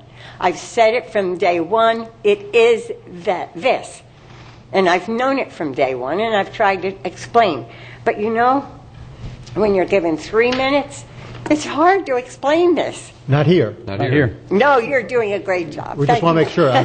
We pride ourselves on giving you plenty of time to explain whatever you need to. But evidently, based on yesterday's City of Vero Beach meeting, 3 minutes is a long time. Oh, my goodness. Well, anyway, I'd be happy to answer any question, but just understand, within the organization, it's not structurally built to maintain the status quo. Those in charge are going to remain in charge. Mm-hmm. And trust me, that's the way it is. When I first realized this, I thought, oh, man, what are we going to do with this group? Okay. I think that's all of my comments. I did give you some handouts so you can read over that. It's actually minutes of my conversation with Jan Esperu, who, I don't know, is he still with Orlando's Utilities? I'm not sure. He was Alar the says head yes. of Orlando, and a fine gentleman, a very fine man. And Orlando is not a part of the FMPA. They're only an associate member. Does that mean they just get tickets? That mean, I'm sorry? Does that mean they just get tickets to the Magic game? Half rate. I don't think that he would put up with anything like what they. This is unbelievable, and I am so grateful and thankful for the audit, because without the audit, this would continue to go on. People would just shoo it under the rug, don't want to be bothered. It's too big a problem to tackle. No, it isn't. If we stand together, you're going to have to put aside any differences, please. Let's not be fighting among ourselves. Let's provide a united front on this, the cities and the county. And we're all in the same boat. We can't do much about it until we find a solution. And that's going to be tough. I seek wisdom on that. Mrs. Ginn, that's what we did realize. I think if you look, that's why I brought up the debt service. That's a major expense. Oh, it's incredible. And they're selling 18% less power than they were several years ago, and their debt service is up 443%. I mean, that is just outrageous. And it's because of bad decisions and poor business practices.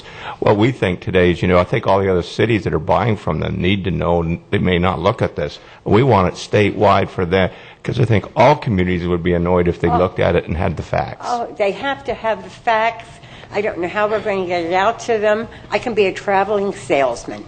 Go to their meetings and say, have you seen this audit? And well, we absolutely need that. And it's just not going to be done. People don't have a lot of time. I think it's wonderful that people came here today. I didn't pick up my newspaper till late last evening and saw that it was today, and I thought, oh man, where are my notes? And luckily I was able to go right to them. But it's a huge problem. One that we have got to have some kind of legislative action. I think somebody mentioned a legislative committee, some sort of a... The audit committee that Are there committees like at the congressional level, investigative committees at the state level?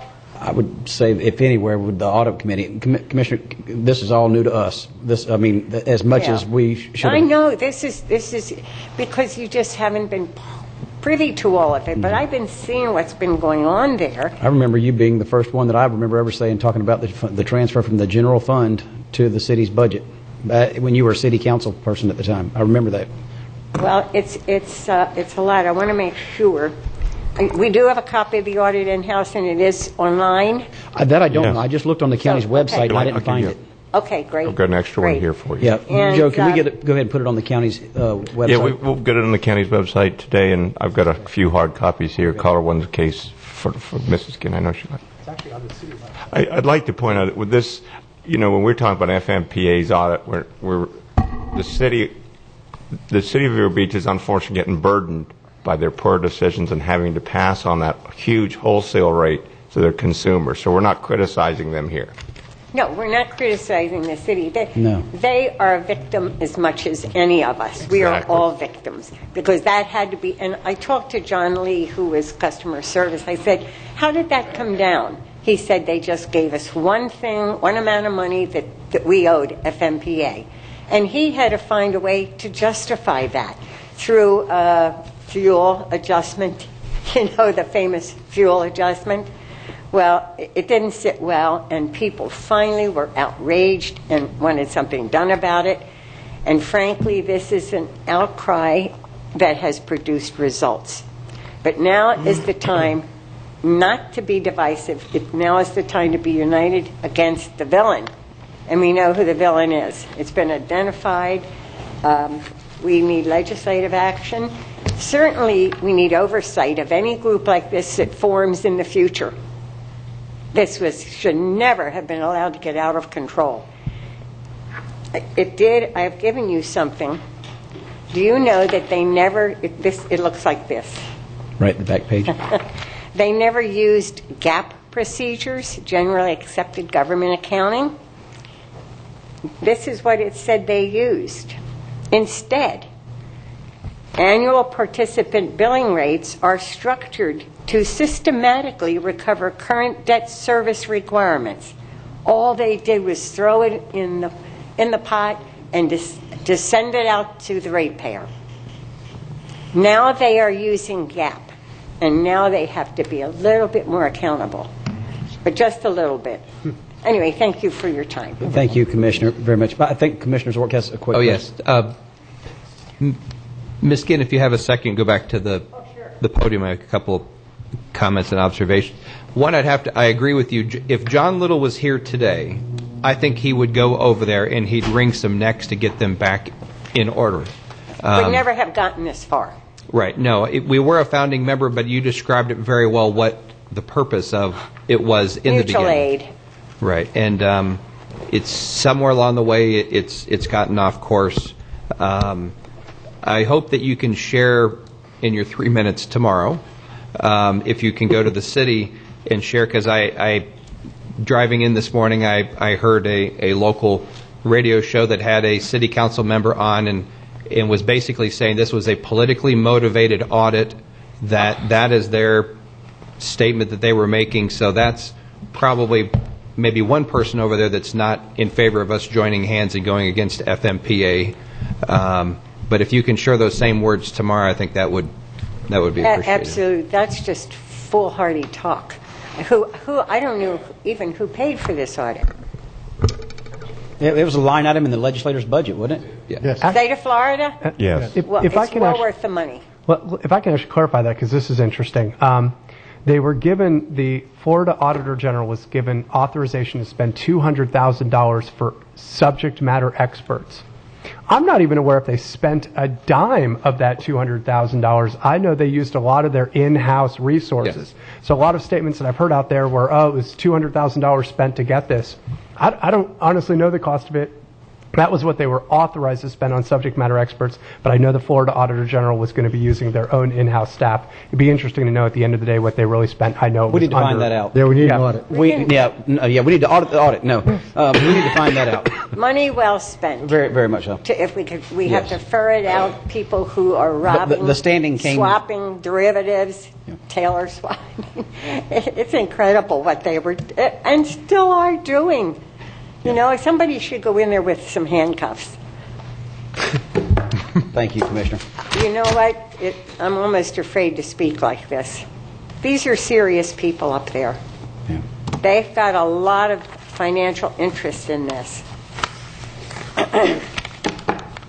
right, take care. Anyone else from the public wish to speak? Okay. Mr. Yes. Chairman, if I may, Mrs. Turner brought something up I'd like to expand on it because I think it kind of goes to the overall underlying issue here. FMPA does have an accounting and internal controls policy that limits the total term of their audit firm. However, the FMPA board, at its April 17, 2014 meeting, voted to accept the recommendation from the Audit Risk Oversight Committee and deviate from the accounting and internal controls policy and their purchasing policy, and they issued a new contract for 5 years to their auditing firm. So they deviated from their accounting and internal controls policy. Then we talk about bond professionals and the use of financial advisors can be used in determining the bond sale method and may have various other roles. FMPA contracted with its current financial advisor since 1978 and has not undertaken any selection process until 2007, when they did send out a RFQ requiring written responses. The existing financial advisor did not provide written responses and withdrew from the selection process. The financial advisor committee then recommended a new financial advisor to be presented to the board. However, the board voted to table the RFQ, issue a new RFQ only based on retainer and hourly fees. Then at that point, the committee selected the existing financial advisor, even though his rates were higher than the other three respondents, because the committee felt comfortable working with this financial advisor. And despite staff recommendations to consider 2 of the other financial advisors, the board voted to continue contracting with its existing financial advisor. And even though the RFQ said the contract would only be for 5 years, the contract the board signed says the term of this contract is for so long as the parties continue to both desire to be bound by this contract. And then finally, their bond counsel services, they've been contracted with their bond counsel since 1996 and have not put out any RFQ or RFP for new bond counsel services. So they have 3 main financial advisors that, and I can only think of two outcomes here. One is they're extremely happy with this bunch that is responsible for hundreds and hundreds of millions of dollars of losses, or the cynic in me would say they don't want anybody new looking at their books and getting in their finances.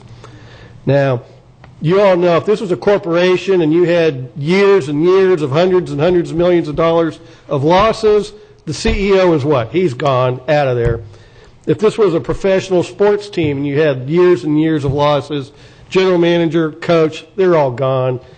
These clowns just stick with the same group that got them in this hole, saying that they're happy with them. To me, you know, Commissioner Slory, I'm getting as frustrated as you. I might even come up with a quote or something. You missed one, though, Commissioner. If this wasn't an unregulated price monopoly, the competitors would have sunk the company by now. That too. So I just... Mr. Chairman? I'd like to kind of bring this together so we can start giving some direction here, but unless somebody has something else they need to add about the audit. And one thing that Commissioner O'Brien just mentioned, for those of you when you go to an FMPA meeting and they're all around the room, each person is not equal. One person can have 1 vote when a board action is taken, and another person sitting next to you can have up to 3 or 4 votes. So you can have dissenters in the room, but because they don't participate in the smorgasbord of options and associations with FMEA and all requirements and the other things, your value in the room on the FMPA, even though you're a member, you get 1. The guy next to you might get 4. So you're kind of in a no-win on a lot of these things. And there's been no votes. I've been there when Councilmember Turner and some others had voted no on things. But because they're single-vote members, they never carry enough weight to change the direction of the rest of the room. Like Kissimmee, I think they're a max vote. And some of the other ones, you can have 3 members vote one way, and almost the points that they carry, it's very hard to get any other change with the remaining members in the room. Commissioner Slory. I've got 2 motions I'd like to make. Thank you. I'm going to separate them. All right. Speak slowly. I will. The first one is to go back to the Auditor General and the Legislature's Audit Committee and ask that they use the $200,000 allocation or whatever is left for it to actually first get a fair market value of the generation assets. Second, get a fair market value of the FMPA as a whole. Third, if possible, go back and do, I was looking for in this audit more something like we got with an audit financial statements. So go back and do 3 years of pro forma financial statements based on actual GAAP financial procedures, which would include then a balance sheet, a profit and loss statement, and cash flow statements. Then go back and find out what Purvis Garvey had to say about FUMPA's internal policy and controls, and if possible, maybe a stretch to add FEMA to the scope of the audit, or at least the pro formas that are done. So that would be the FMEA. The FMEA. I was fixing to say, we're bringing them into this also? Okay. But that would be the first motion. Second? If I can make one small, I know you mentioned the Auditor General, the Legislative Committee. There might be other committees that may end up having hearings on this, maybe and the Utilities Committee versus another one. So I assume the motion is any appropriate committee. Any appropriate committee. And second on that, Mr. Chairman? I got a motion from Commissioner Slory. to do, and I'm going to go through this real quick just so we have this as best I possibly can. We have to do the fair market evaluation of the generation unit, then we just the FMPA as a whole. Generation assets. And then we have FMPA as a whole. Then we have the performer using the gap standards. Now, don't they use gap standards now? Didn't I gather that from Commissioner Ginn that they now do use gap standards? I think they use GAP. I don't know if they use GASB. They use GAP, but I don't know if they use GASB standards. That's the one thing, and the Government Accounting Standards Board. Yeah. Okay. I'll ask Dr. Faraday which he thinks would be better, more accurate, to give us a real. GASB will be coming out with more rules. GASB is what generally used. Okay, GASB. GASB versus GAP. So you're going to change that? GASB is more compliance. Yeah. To Commissioner. Okay. All right. And then the balance that would produce basically it would be the GASB that would produce the balance and the cash flow. Well, it's produce financial statements, which generally would include a balance sheet, a profit and loss statement, and the 2 cash flow statements. All right. And then the other one was if I understand it, number 4 was the Parvis Scary, and what they had to say. Go back to the previous audits and find out what they had to say about FUMPA's internal policy and controls.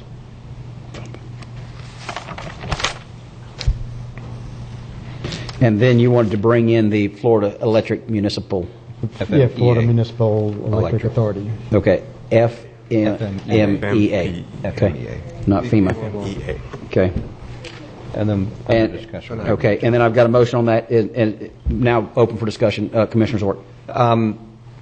Commissioner Sawyer, would you, because of a time of the essence of sorts, if we reach out to the Auditor General and they say, we're closed, we expense the $200, or it's been released back and it's not available, would you consider adding a dollar amount up to something not to exceed to look at if someone else could provide those services to us privately? I think a lot of the data to determine it is available through the backup information that made the audit there. Somebody just has to put the parts and pieces together.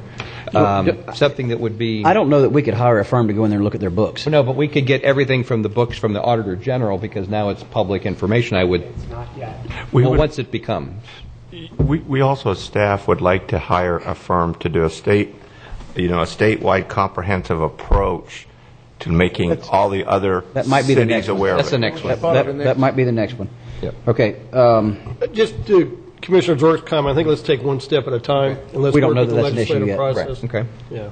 Okay. All right. Is there any further discussion on the motion? And I have 5 items is what I have on the first motion. Correct. Is there any further discussion? Is everybody clear about what Commissioner Solari made and Commissioner Zork seconded? Okay. Anybody from the public wish to discuss any of these 5 items? Could you repeat them again, please? You're killing me. Yes, ma'am, I sure would. You know I will, Commissioner. Absolutely. One of them is to do the fair market evaluation of the generating. You got that. The other one is to do the FMPA as a whole, to assess the valuation of that. The other is the performance. Performa as and this is for the GADSB standards so that we can get the cash flow as well as the P&Ls. And then we have the Parvis, the existing, they are the existing auditor right now. Let's go back and look at those. And then the last one, of course, is to, as we heard several people talk about, is bring in the Florida Municipal Electric Association. Yeah. Yes, another one, we forgot the balance sheet. Well, the balance sheet, I'm sorry, that was on the I didn't forget it, Joe. The GASB. I mentioned it 3 times. Thank you. Yes, Mr. Mosher. Mark Mucher again.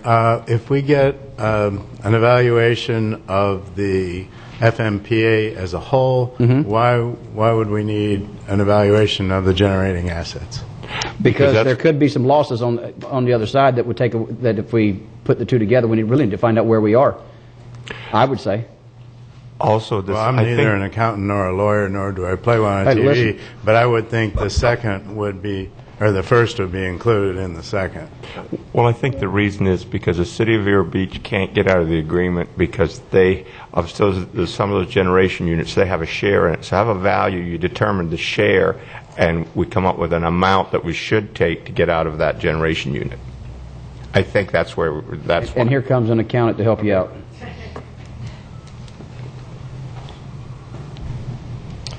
Well, actually, Commissioner Davis, it was actually more in your area. Well, what it would sell for? When we talk about fair market value, Yeah. I think we want to talk about what is the value of the assets as though they were sold today to a willing buyer. Yeah. Not as opposed, I mean, cost approach. Not a liquidation construction cost of the approach. entity, but to basically break it apart and see, and chances are the generation value is where the value is. Correct, yeah. I would We say. should be looking at what a willing buyer would pay for the generation assets today, not insured value. I think it would be meaningless. Construction replacement costs value. would be fairly meaningless at this Sure, point. absolutely. Although construction costs would be interesting to see how much it costs to build a plant these days to what they're actually worth. Sure. But again, it would be on a sales approach. Okay. Thank you. Any other discussion on the five portions of the first motion? Seeing none, we'll proceed to vote. All those in favor signify with aye. Aye. All opposed, nay. The motion passes unanimously. Okay, now, Commissioner Solari, did you have something else you'd like to add? Yeah, I had another motion which goes back to the county attorney's original recommendation. And I'm going to let him correct me if I get some of this wrong. But the first, I remember it particularly being a three-part thing. One is to go to our legislative delegation and begin the process of asking for legislative hearings on FUMPA's activities, which I believe will lead to perhaps getting FUMPA to be actually accountable. But I believe the state legislature needs to get involved in having open and transparent hearings so that they can ask the tough questions of FUMPA to find out what's really happening. The second one is to try to begin a statewide dialogue with the different members of FUMPA. And the third part is to begin or hire someone or support to help with that statewide dialogue. I don't believe that we can do it ourselves or that we can rely on any citizens to do it. I think we're going to need some professional support. And I'll Second. Well, I just want to say, I want to state the fact that I believe our overall goal still is the sale of the electric system to FP&L, but along the way, we need to make sure that we're doing all we can in order to extract ourselves, the citizens of this county, from the clutches of FP&A. You want that to be a part of the motion? Because as a fourth? I just want to... I'm just, because Commissioner Ginn's going to ask me to repeat it. Okay. Yes. And I'll be happy to, before I complete it, to ask Dylan if I... And just to slightly, actually, I didn't hear a second, so I'll wait. Oh, second. And okay, including the clutches part at the end. First off, I heard the legislative delegation. I always infer when I hear that, the Indian River, county legislative delegation. I think this needs to be a larger push Oh, no, to the legislature the hearings. as a whole. And okay, I just want to make sure I cleared up But that. I want to begin with our legislative delegation to ask them to begin or ask for the process of... Okay. Well, we will work with our delegation and To get all yes. sorts Why of don't you let me do legislators. this? Why don't you let me restate the motion, and then we'll try to figure out whether or not we've got it all covered. So this is what I have at this point. I have a motion from Commissioner Slaughter, okay, that we ask our legislative delegation to investigate, and this is going to be through hearings, but basically to investigate through hearings the activities of the FMPA. No, not for our legislative delegation to do the investigation, but for them to ask the state of Florida to begin legislative hearings. You're right. Thank you. That's what I had. I just couldn't read my writing backwards. Okay.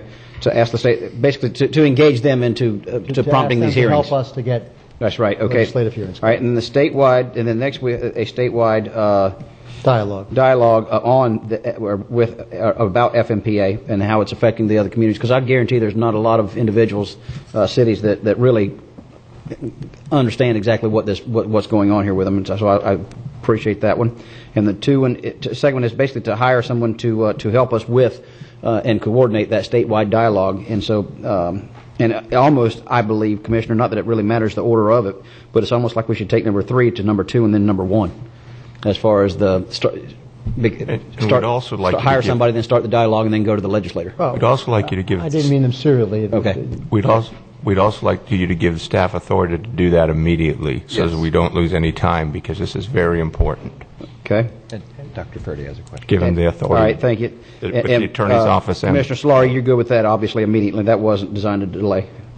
I'm good with that. Okay. And, yes, Dr. Ferdy, welcome. Commissioner, there are approximately 33 municipal electric utilities, 24 of which have outside customers. And of those, there are 1 to 3 municipal electric utilities in approximately 16 of the counties in the state. It's important that the counties begin to understand that they also are experiencing the same lack of control over their residents who are being served by municipal electric utilities. Glenn and I have sent letters to about 9 of those. What response have you gotten? None. That doesn't surprise me. But also we sent it to the League of Florida Counties, and they need to become aware of the issue too, because they have unrepresented people in their counties. So it needs to include the League of Counties and also the individual counties too. Okay. Commissioner Solari, did you have anything you need to add to that? No, I think the idea of having a dialogue is wide-ranging. I don't think we need to get into tactics of it. Okay. Dylan, do you need to add anything to that since we've had a motion and a second and I've restated it? Yeah, the only thing I mentioned about the PSC oversight of FMPA legislation, I didn't know if this board wanted to include support of that legislation as part of any motion. I would make that as another motion. Okay. Well, okay. Is there any further discussion from the board? Just, Bob, if we get Wesley more than 3 or 4, like I know, last, he gets kind of lost. I'm good until Chester needs it repeated. All right, so anything else? All right, anybody from the public wish to comment? Seeing none, all those in favor of the second motion with the 3 items, and I won't go through them again since I've already done it, signify with aye. Aye. All opposed, nay. Motion passes unanimously. Okay, now, Commissioner O'Brien, you had something that you would like to add. Yes, thank you, Mr. Chairman. Just would like to move that we add to our legislative priorities the amendments to Chapter 366.02, which the proposed wording there would bring the FMPA under PSC regulation. And I'll just go to a second point of that is to ask staff or our legislative folks what we need to do to get FMPA to also follow the general laws that other governmental entities have to follow. Second. I like that. What's the term for that? A government-sanctioned board? I mean, what is it that what is it that triggers the statutes for having to work under the guidelines of the Sunshine Law? And that there's a term for it. They do follow Sunshine Law and they do follow public records law. FMPA. Okay. FMEA is a whole separate entity in that regards. But to the best of my knowledge, those two both follow those. There are other maybe laws or restrictions or requirements that they do not necessarily follow, and we will certainly examine those. And morality. No, I'm sorry. Okay. I'm a little bit loose on exactly what it is. Well, that part was ask staff to research it and find out what avenue we need to follow. To make it so they have to follow under the... Okay. Right. All right. I'm pretty clear in the 36602, but we need to find out. you were actually clear on the other one, Commissioner. Okay. Just the chairman had a If little the bit chairman of doesn't problem with understand, that's not your fault. this. Yeah. Basically to pull them under... Mr. Chairman, I'm going to keep that to 2 items. I appreciate that. Okay. And what was that second? Pull them under the what specifically? The state, the counties and municipalities in the state also has to follow certain other rules and regulations, like the per diem expenses and things like that. And that's, I believe... Nobody has a term for that, though. Okay, we don't know the term, but I think that we all understand The what audit says many of the laws applicable to local governments, including municipalities. That's perfect.